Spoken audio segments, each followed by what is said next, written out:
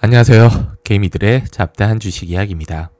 오늘은 미래 산업의 핵심 동력, 바로 2차 전지 산업에 대해 중요한 소식을 가지고 왔습니다. 최근 3일 회계법인은 K배터리 산업의 지속 가능한 성장을 위한 세미나를 열었어요. 글로벌 통상 규제 변화 속에서 우리 배터리 기업들이 어떤 전략을 세워야 할지, 그리고 지금 2차 전지 섹터 투자해도 될지 일단 핵심만 꼭 집어드리겠습니다. 그러면 구독과 좋아요, 알림 설정 부탁드리고 바로 들어가 보죠.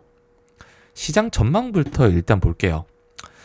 3일 회계법인은 에너지 저장 장치 즉 ESS 시장이 2030년까지 연평균 두 자릿수 성장을 기록할 것이라고 전망했습니다. 이건 뭐 예전에 제가 여러 번 다뤄드렸던 거고 언론 뉴스만 보더라도 확인이 다 되는 내용이에요. 국제에너지기구 역시 세계 배터리 수요가 5년 후에는 무려 3배로 커질 거라고 예측했고요. 이렇게 시장이 폭발적으로 성장하고 있으니 2차 전지 산업은 앞으로 뜨거운 감자가 될 수 있습니다. 지금 당장은 미지근하지만요. 그리고 마냥 장밋빛만 있는 건 아니잖아요. 현재 중국의 저가 LFP 배터리가 시장 공세를 펼치고 있어요. 참 바퀴벌레 같습니다. 이제 LFP 점유율 확대에는 한계가 있을 거라고 내다보고 있는 부분도 많더라고요. 오히려 3원계 배터리의 강점을 가진 우리 K배터리 산업에 충분한 기회가 열려 있다. 근데 이건 조금 트렌드하고 달라요. 국내도 지금 LFP 쪽, 나트륨 쪽으로 빠르게 진입을 하려고 하고 있는데 3원계 배터리가 나쁘다는 게 아니라 시장이 커질 수 있는 환경은 좀 더 지켜봐야 된다는 거죠. 중요한 건 글로벌 정책 변화에 얼마나 선제적으로 대응하느냐 여기에 달려있는 것 같습니다. 그러면 중요한 글로벌 규제 이야기도 좀 해볼게요. 미국부터 살펴볼게요. 지금 상원에서 논의 중인 OBBB 이 법안에 주목을 좀 했습니다.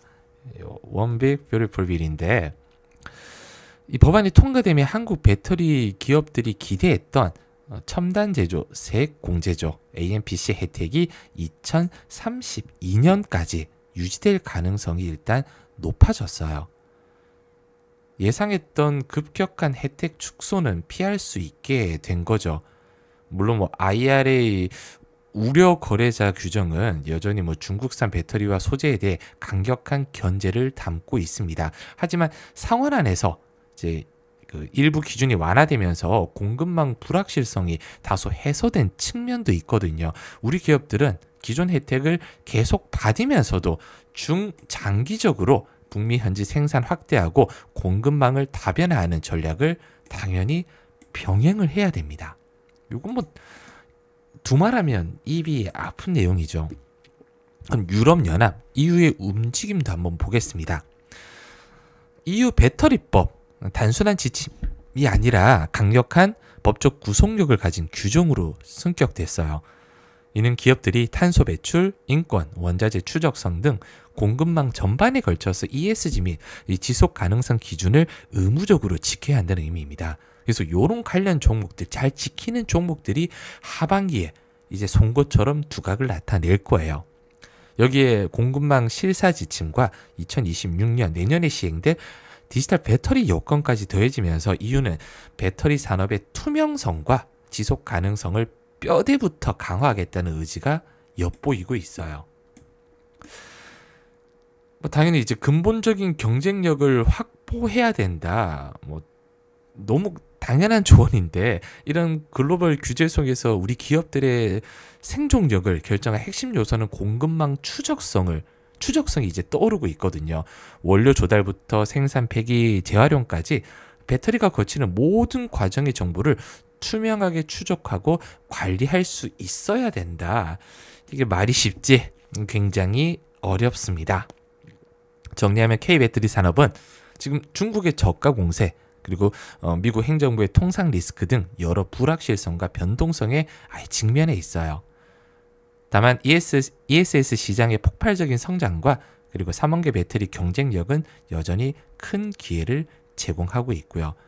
복합적인 위기를 기회로 바꾸기 위해서는 선제적인 대응이 필수입니다. 특히 공급망 투명성, ESG 기반의 전략 수립, 이게 K배터리 산업의 경쟁력을 좌우할 핵심이라고 여기서 얘기를 했거든요.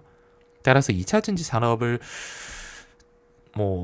지금 주주분들, 보유하고 있는 분들이나 투자하실 분들은 글로벌 규제 변화에 얼마나 발빠르게 대응할 수 있는지, 공급망을 얼마나 투명하고 효율적으로 관리하는 기업이 뭔지 이걸 꼼꼼하게 좀 살펴보셔야 되는데, 개인 투자자분들이 쉽지는 않아요. 왜냐하면 시간이 걸리니까요. 그래서 저는 항상 강조드립니다. 지금 보고 계신 제 영상, 저희 개미들의 잡다한 주식 이야기 설명과 댓글 상단에 보면 이렇게 네이버 설문조사를 진행을 하고 있어요.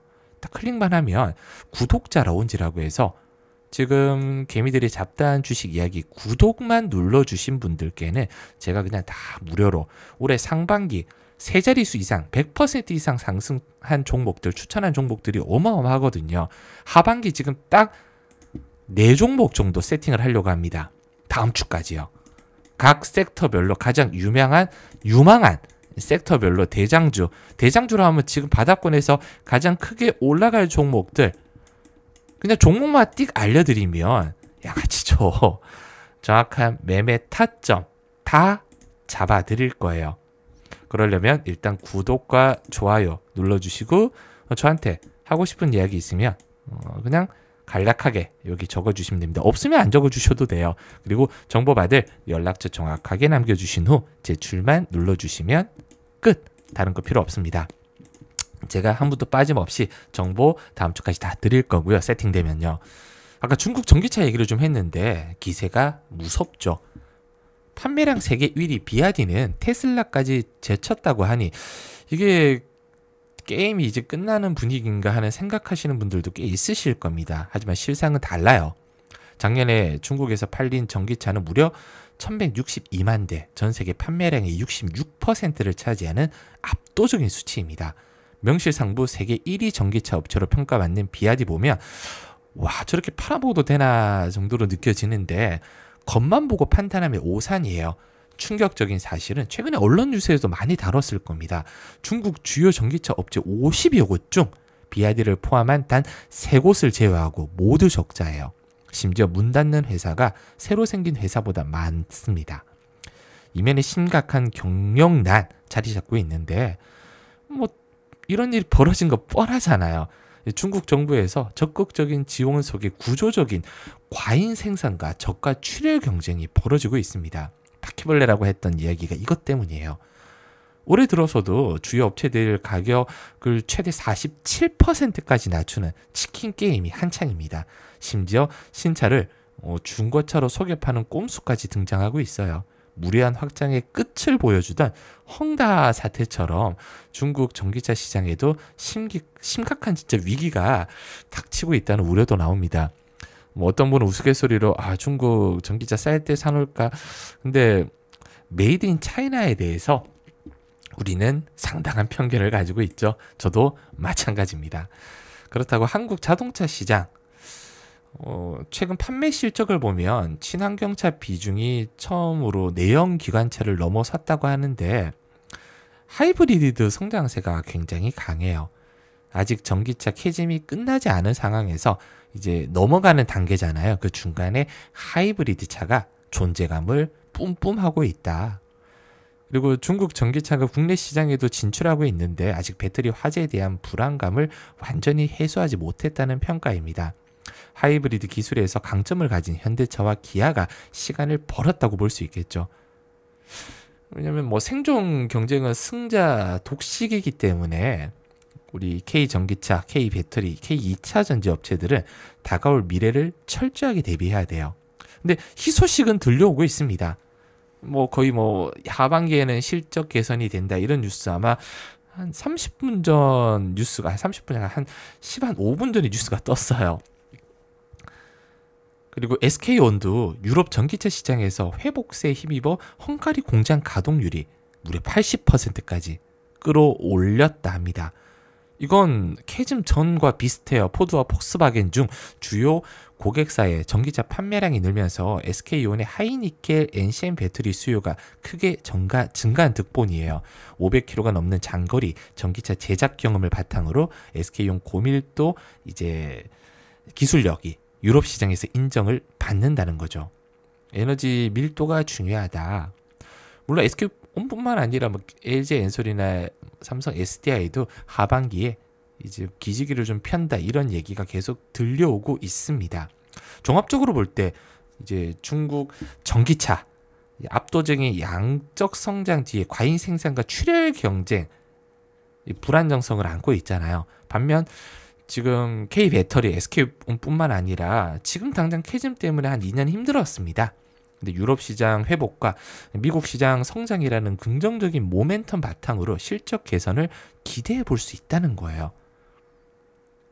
물론 뭐 중국 시장의 경쟁 심화나 글로벌 전기차 수요도나 가능성, 뭐 리스크 요인도 여전히 존재합니다. 아직 캐즘이 해소된 것도 아니고 실적 2분기 힘들다는 거 뻔히 알고 계실 거예요.